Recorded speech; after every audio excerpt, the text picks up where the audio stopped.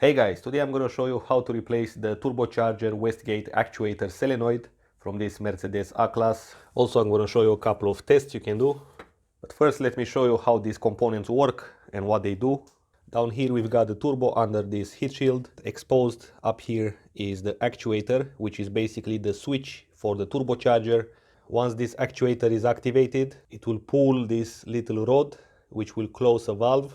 That valve will basically divert the exhaust gases and it will spin a turbine, which has at the end of that hot turbine will have a cold side, which is exposed here, and it will have another turbine which will basically take the intake air, pressurize it, and then send it further into the intake manifold. Since this rod is connected to basically a metal valve, that valve can get clogged up with carbon or any other debris, rust, or depending of the situation, it might be physical damage, and the exhaust gases will not fully power the turbine, therefore you get a little bit of loss in power, which can be significant or not.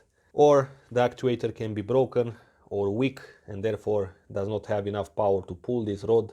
Or since this actuator is turned on by the Wastegate solenoid, which is located down there, it's basically a vacuum switch which will allow the vacuum to pass through the solenoid and then activate the valve inside the actuator. So if the vacuum is not strong enough, this actuator is not going to open completely, or it will not open at all. If this solenoid is broken or again is leaking and it doesn't allow that vacuum to travel easy through it, then you might get a bunch of trouble codes which are going to be listed on the screen.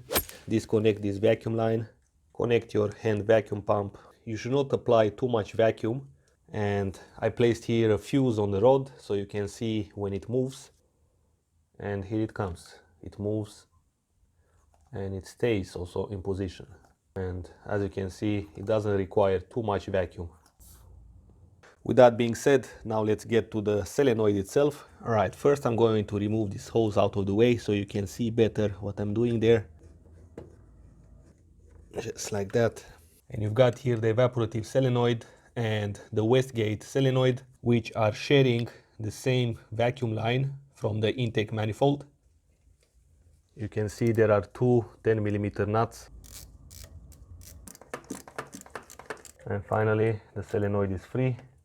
Again, use this hook to release the vacuum hose. Take your time and try to not pierce the vacuum line.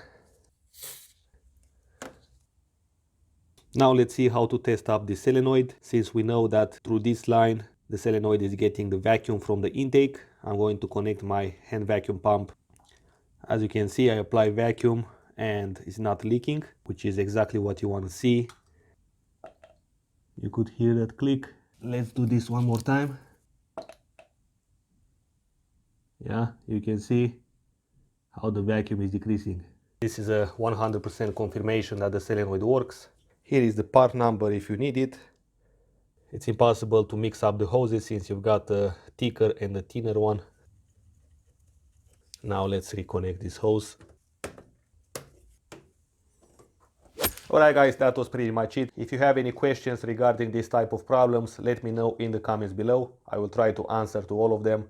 And if you want to see more videos about this car, there is going to be a link in the description below with a playlist I made about it. And until next time, drive safe so I can see you in the next video.